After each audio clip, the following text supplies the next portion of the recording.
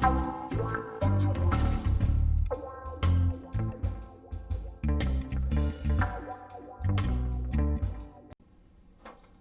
to episode 50 of Adventures in Welding, friends.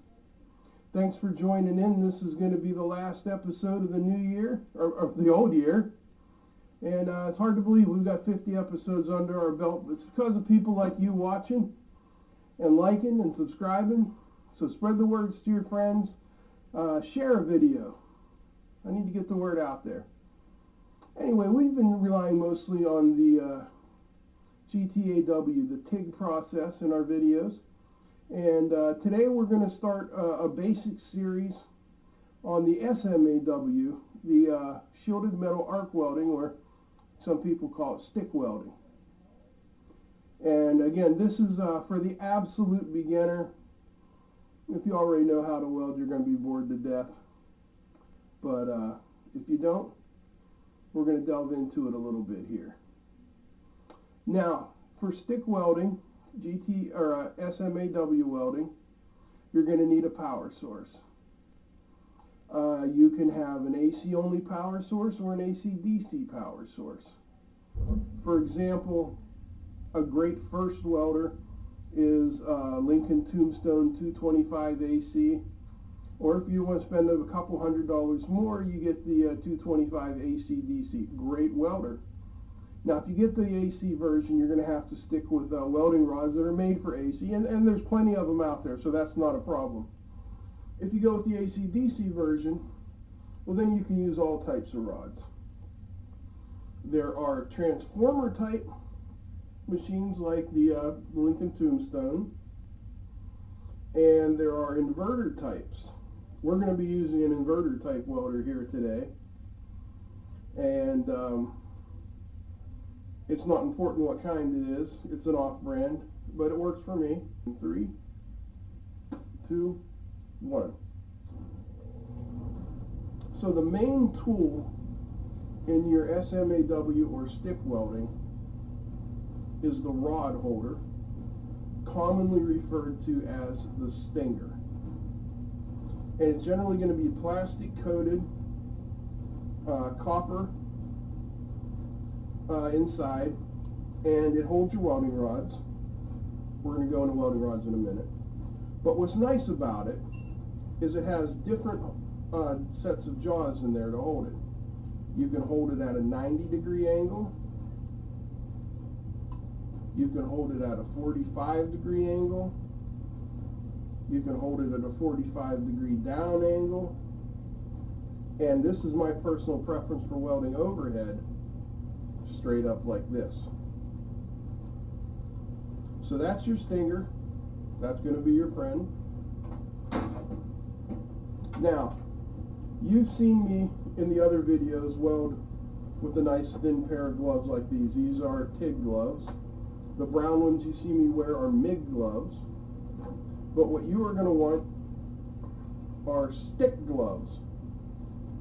Heavy duty, insulated, padded gauntlets made of leather. Because there's going to be a lot of spark and a lot of splatter. Good set of stick gloves shouldn't run you any more than $10. 3, 2, 1.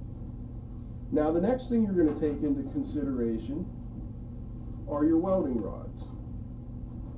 And I have 3 of them here. 2 of them are the same family, one is different. Now I'm going to refer to this handout from the Lincoln Electric Company to explain the differences in the rods for you. Now these 2 rods here are 60-10. This one is a 5P, and this one is just a plain 60-10. Now these rods belong to the fast freeze group. This group includes electrodes 60-10, 60-11, which have a snappy, deep penetrating arc and fast freezing deposits.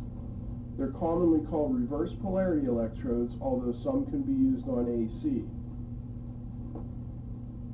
Now this is probably the most popular rod you're going to find in use today. This is a 7018, and it belongs to the low hydrogen group, the 7018 and 7028. These electrodes are generally called low hydrogen. The name comes from the fact that their coating contains little hydrogen in either moisture or chemical form. Now, you've heard me say the numbers, 60-10, 70-18. What does it mean? Well, let's start at the beginning. The first two numbers, 70. That is the tensile strength, minimum tensile strength of the weld. 70,000 pounds per square inch. Next is the 1. That's telling you what position you can use it in. 1 is all position. You can use it flat, horizontal, vertical, and overhead. And finally, we have the 8.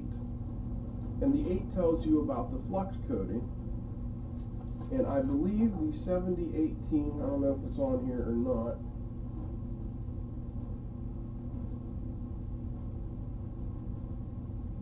No, it doesn't say. But I believe it's potassium, or could be sodium in the coating, along with iron, of course. Now the 70-18 rod, also known as the Jet Weld LH70, they are a DC positive rod, and they like to be ran at between 80 and 120 amps. That's for the 332 size. We have the 1/8 size here.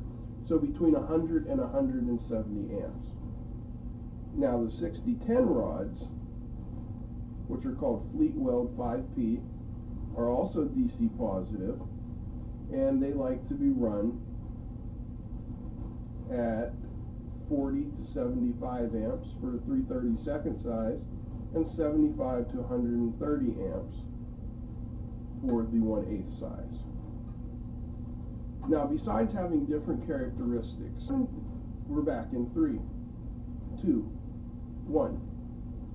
The 70-18 rod, once you strike it, and there's 2 ways to strike it, you can either do a tap, or what I do is simply scratch it, like you're lighting a match. The 70-18 rod produces a lot of slag, and it's a good penetrating rod. And remember this, if there's slag, you drag.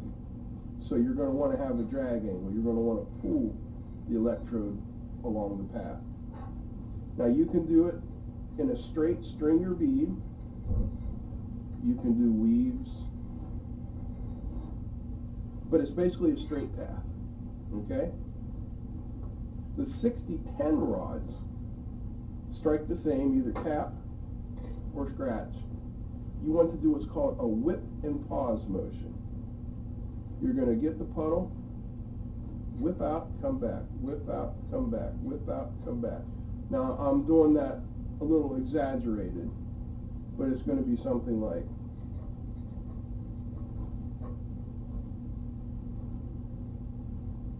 now these will produce a lot of splatter, but they're deep penetrating rods, and they're actually very good.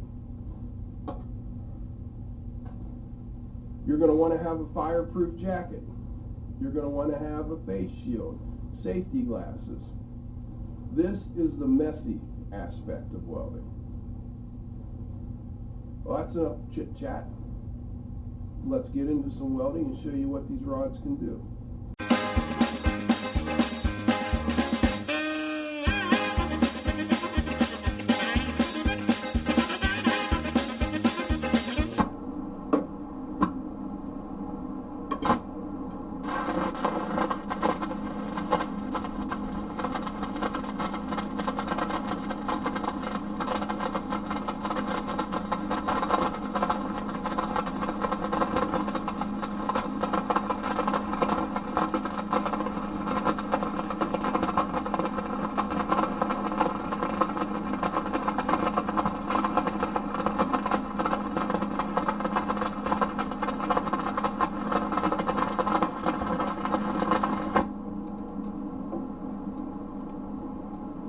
Whack it.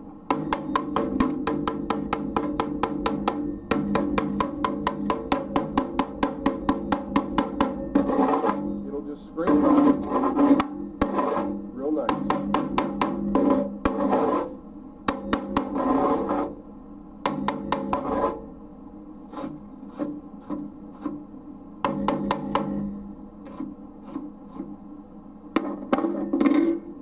Now, one thing about the 7018s is you can see how it's formed a cup there at the end, so it's not going to want to restrike real well. You can take a file and you can just take it and kind of break some of that covering off of there so the metal rod is exposed.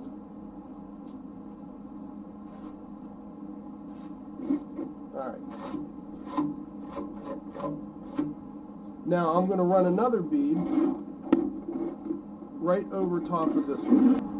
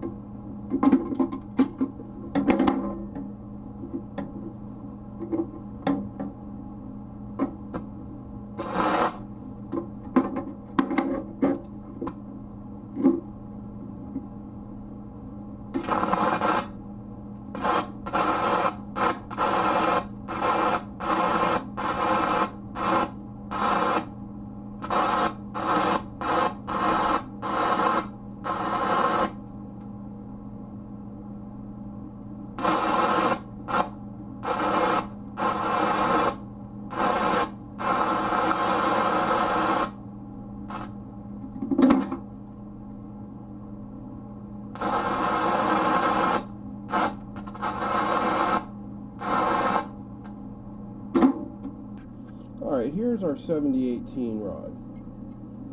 If you look real close, you can see the nice tight ripples.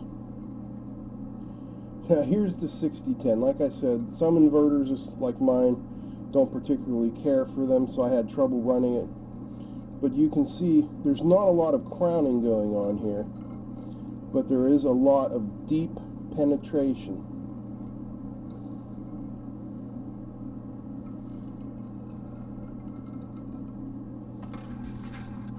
So guys, that's about it for our intro into the SMAW process. In our next episode, we will look at doing some butt welds, joining some pieces together, and some fillet welds, joining an AT joint such as that. I haven't forgotten about the titanium yet. I got to get a hold of some titanium filler rods, and when I priced them out, I cried a little bit.